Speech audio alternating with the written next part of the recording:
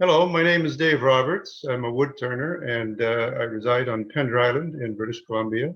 Clearly, being a wood turner, my choice of medium is working with woods of all types, mostly local woods if we can. And we have an abundance of them here on the West Coast. As an artist, I'm influenced by a great many factors.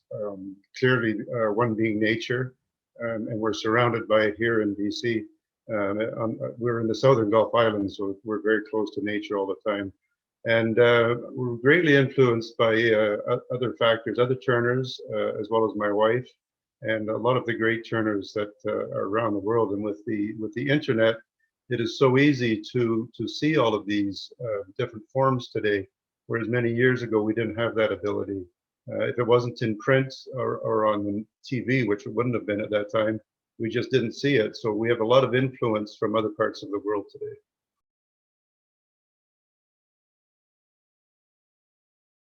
The arbutus burl platter is a local tree from a neighboring island that was damaged from the snowstorm a couple of years ago.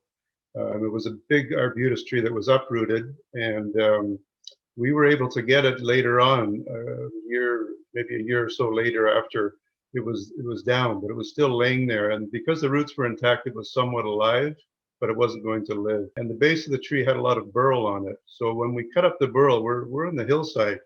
We can't easily manipulate the wood the way we want it to take best advantage of it. So each piece you try to cut the way the tree allows you to cut it and what you can make with it afterwards.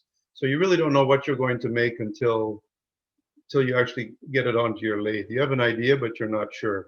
And that piece was suitable for a large platter. So that's how it ended up being a platter. And it's very figured. It has some very neat bark inclusions, but some very neat figuring in it as well. So it turned out very well for that.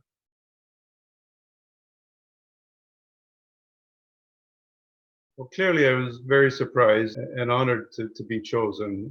There's a lot of work out there that could be chosen. We were honored alone just to be entered into the show and be accepted.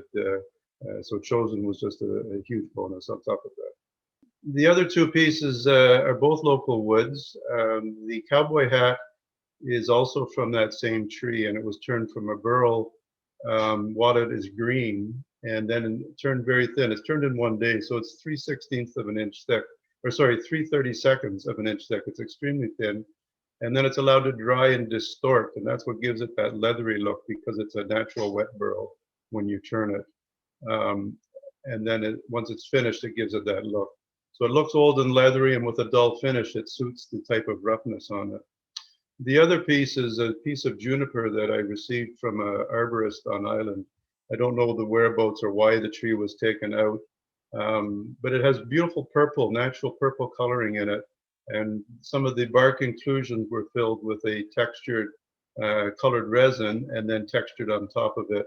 And it suits the purple and the artichoke flowers perfectly as a nice match. So the vessel is hollowed out completely to the bottom. And overall, it's very light. It's only about 3/8 of an inch thick all the way through it. Being on Pender Island, we have a lot of access to local trees.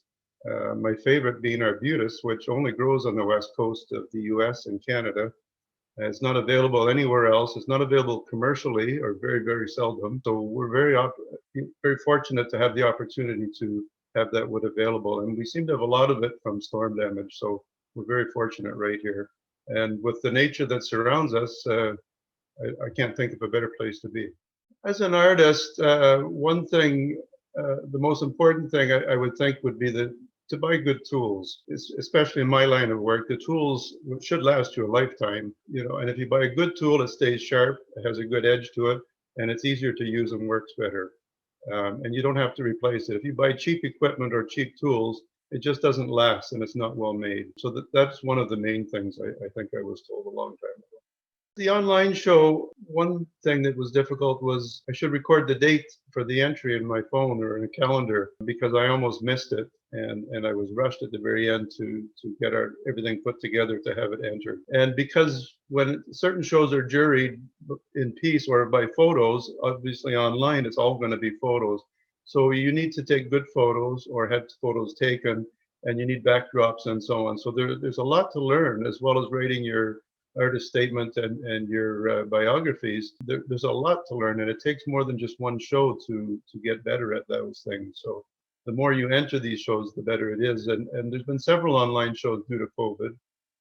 I prefer the in-person shows. It's much more exciting. But to have your work online is very exciting as well. So we're quite pleased and quite fortunate for that.